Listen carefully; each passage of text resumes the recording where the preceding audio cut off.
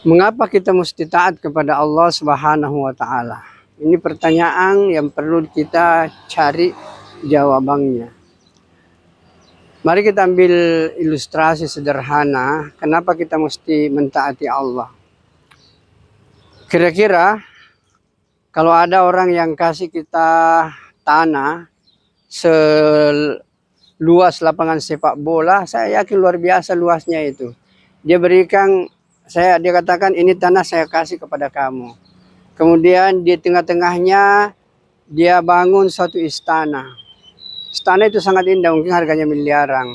Dia bilang, ini tanah saya kasih, ini rumah saya kasih, istana ini saya kasih, dan saya akan kasih Anda juga 10 juta atau 25 juta per bulan. Kira-kira enak nggak perasaan kita kalau ada orang kaya yang seperti ini? Pasti kita merasa enak, dikasih tanah, dikasih rumah, dikasih uang. Kira-kira kalau ada orang yang kasih kita begini, saya yakin apapun yang diperintahkan oleh orang itu, apapun yang diminta oleh orang itu untuk kita kerjakan, saya yakin kita akan lakukan selama itu mampu untuk kita kerjakan. Taruhlah misalnya dia bilang begini, wahai saudaraku, ini rumah yang saya kasih ini, itu di belakangnya itu ada bibit tanaman. Ada bibit mangga, ada bibit rambutan, ada bibit durian. Kau tanamlah di sekitar rumah kamu ini tuh bibit-bibit. Karena ini kan luas pekarangan kamu. Kau atur baik-baik dan kau rawat baik-baik. Nanti suatu saat ini, kalau ini tumbuh-tumbuhan ini, bibit-bibit ini semua berbuah, maka semua hasilnya untuk kamu semua, bukan untuk saya. Kira-kira kita mau tanam itu pohon. Saya yakin keterlaluan kalau kita tidak tanam. Dia sudah kasih kita tanah, dia sudah kasih kita rumah, kasih lagi uang. Kemudian hanya meminta supaya itu pohon-pohon itu ditanam. Dan kalau berbuah, itu dia katakan, itu juga untuk kamu semua. Saya yakin kalau orang tidak tanam itu pohon-pohon, kita mungkin mengatakan orang ini tidak waras ini. Nah, mari kita lihat kepada Allah Subhanahu wa taala. Dalam surah Al-Waqiah, Allah Subhanahu wa taala menantang kita untuk berpikir. Wahai manusia, lihat apa yang kau tanam. Siapa yang tumbuhkan yang kau tanam? Kau yang tumbuhkan atau aku yang tumbuhkan, kata Allah. Taruhlah petani menanam padi. Siapa yang tumbuhkan itu padi? Allah yang tumbuhkan. Siapa yang kasih buah itu tanam-tanaman? Allah yang kasih buah. Jadi semua yang kita makan ini sebenarnya Allah Subhanahu wa taala yang ciptakan. Mari kita lihat lebih jauh. Lanjutan dalam surah Al-Waqiah ini, Allah berfirman, wahai manusia, air yang kau minum itu sebenarnya dari mana? Coba lihat, ini yang namanya awang, Pak, yang ada di atas kita. Itu kan terbang-terbang di atas itu. Dan itu berat. Coba kita lihat kalau banjir, gimana banyaknya itu air. Dan itu terbang di atas kita. Itu berpuluh-puluh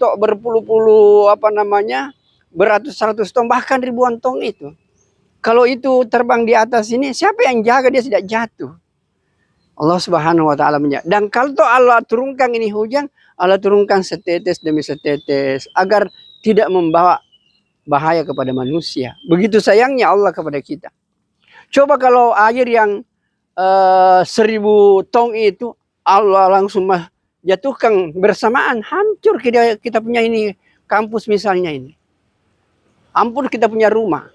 Tapi Allah sayang demi setetes Allah turunkan. Ini untuk apa? Karena Allah sayang kepada kita. Jadi yang kita minum Allah yang kasih. Yang kita makan Allah berikan. Dan ada yang lebih hebat, udara. Udara ini kan Allah kasih kita gratis. Kita duduk, Allah kasih. Ini oksigen yang masuk keluar di dalam diri kita ini. Ini kalau Allah hilangkan, jangankan 1 hari atau 1 jam. 10 menit saja ini hilang, maka habis kehidupan.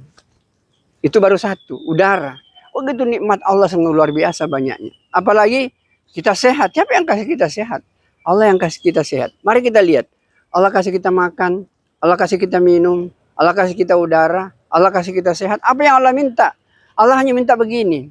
Wahai hambaku, kau laksanakan perintahku, tinggalkan laranganku. Taruh misalnya kita ambil salat. Allah hanya mengatakan, wahai hambaku, aku kasih semuanya, makan, minum, udara, kesehatan. Saya hanya minta kamu salat. Laksanakan itu salat. Dan kalau kau salat, itu ada pahalanya. Pahalanya itu untuk kamu dan bukan untuk saya. Kira-kira kita melakukan salat. Saya kira keterlaluan kalau orang itu tidak melakukan salat. Disinilah harus kita pahami Kenapa kita mesti taat kepada Allah, melaksanakan perintahnya, meninggalkan larangannya? Itu adalah bentuk syukur kita kepada Allah Subhanahu wa taala karena Allah Maha Baik memberikan segala-galanya. Mudah-mudahan penjelasan sederhana ini bisa menyadarkan kita untuk senantiasa betul-betul mentaati perintah Allah, meninggalkan larangan Allah. Karena ketika kita melaksanakan perintah, meninggalkan larangan, itu ada pahalanya. Pahalanya itu untuk kita dan bukan untuk Allah. Satu dunia ini orang salat, Allah tidak naik derajatnya. Tidak ada lagi orang yang mau salat, Allah tidak turun derajatnya. Allah agung dengan keagungannya, Allah mulia dengan kemuliaannya.